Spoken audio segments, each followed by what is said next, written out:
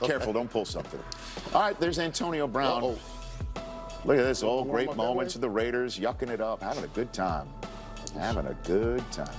Well, he's in New England now. Here, take a look at this when he tweeted out Instagram now. Hey, we need to spell check Foxborough, but other than that, I really like it.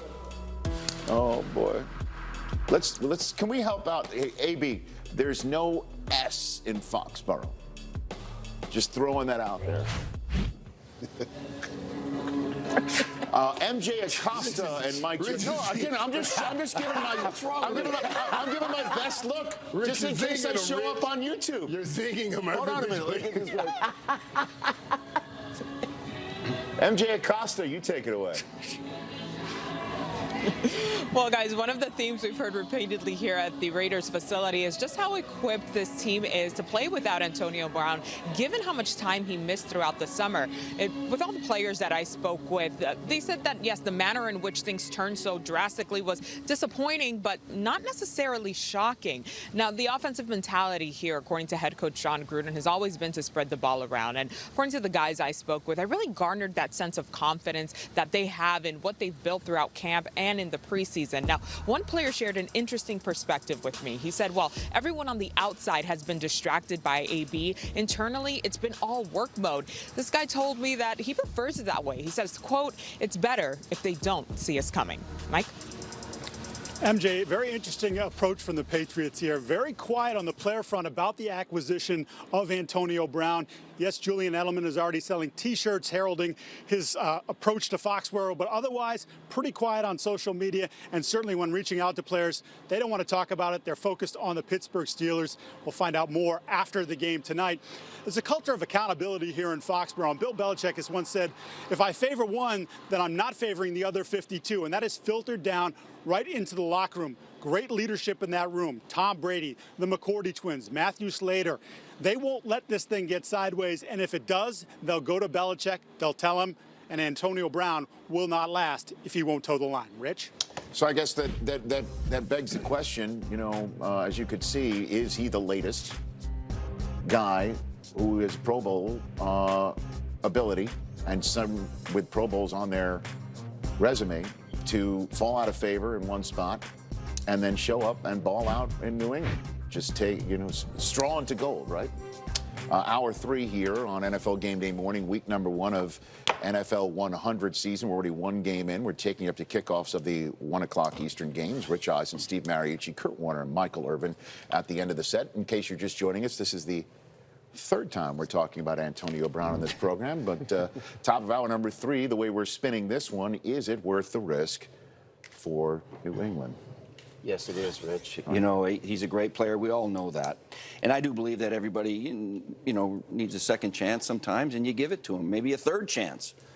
It's just how we do things. This is a 1-year deal. Actually, it's a 5-month deal. That's all it is, 5 months. Behave for 5 months, really. And so you're on a great team with a great opportunity. The thing about it is, Antonio has been with now 3 great coaches.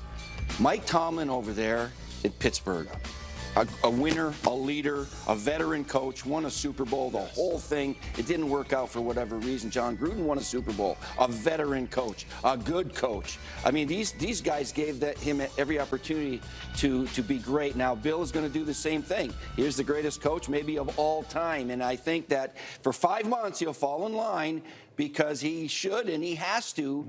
Because if it goes sideways, it's going to end, you know, in a bad way. So I think if it doesn't go well, 3 strikes and you're out. A lot of teams are lining up to sign him now. But if Bill gets rid of him, I don't think a lot of teams will be lining up to sign him.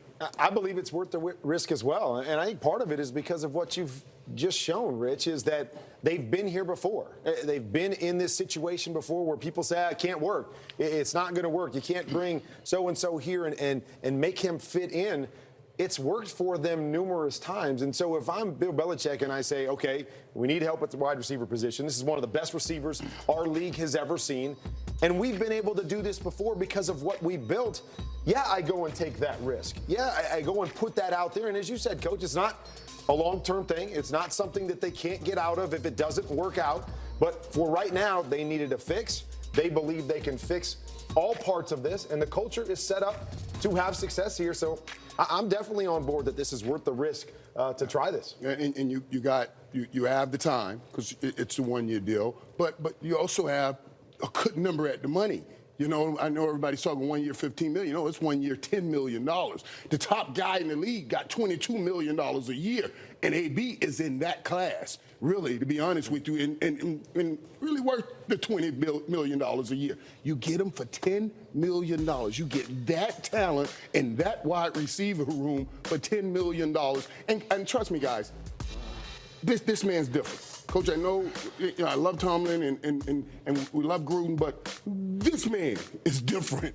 This is the dude. He will respect Bill Belichick. There's no doubt about it. There is no way getting around it. You will give Bill Belichick the respect that he deserves because everything he touches turns to gold. Why didn't Gruden get that respect? That you have to ask AB about. Mike, but I guarantee you he will respect that's true, this man. that's a shame because I don't care if guarantee it's you your will high respect school this man. coach or your Yes. college coach No doubt, or a Coach. rookie coach.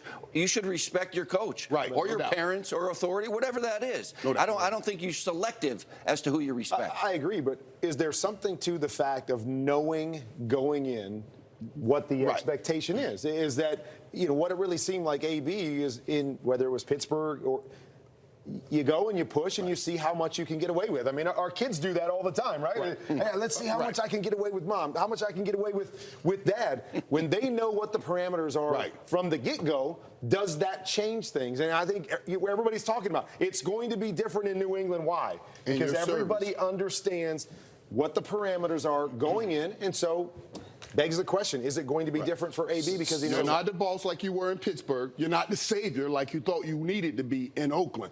You're just an added piece in this dynasty, and they've already won Super Bowls without you. Do not come mess it up, be a part of it, and get you a ring. Last question that plays into this. Do you think the last week was Brown not being able to control himself or thoroughly controlled because he wanted out? Whether it was the fact that he was being disciplined by Mayock, he didn't respect Mike in a certain way, clearly, or he didn't like the offense, the quarterback, the coach. I mean, what do you read into that? Or do you think it was just Of some all sort things, I hope that's not the case. It is the commitment he makes to an organization and to his teammates to orchestrate getting out of there at this point in time because he didn't like a few of the things. That would be extremely disappointing if that happened. I don't think he would have done the apologies with all the captains there if he really thought he wasn't going to be there. Or if he was trying to orchestrate his way out. Within 24 hours after that, he Instagrammed that he would release me. Right, but that's because they were coming Well, that after was the that $30 million. You having flashbacks, Steve?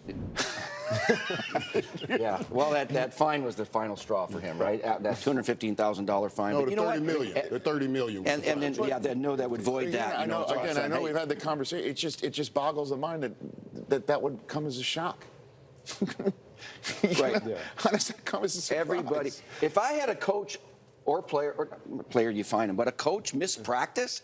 This guy's missed a game in Pittsburgh, so you'd lose your job. But you'd be let gone. me say, Coach, and you tell me if I'm wrong, there's a lot of organizations that you hold out, and every day there's a fine schedule for the guys that hold out. Then they come back, and you go, Don't worry all right, about forget it. about those fines. don't worry. We're back, and everybody's back together, and that was just what we had to do, but we're not going to assess those fines. There's a lot of teams that do that, and I'm not surprised if AB thought, oh, that's what's going to happen. I'm going to apologize. I'm going to come back. We're going to get ready to play, and they're going to wash their hands of that, and all of a sudden, $215,000, and we're going to mess with your guarantees, and there became more of it than that.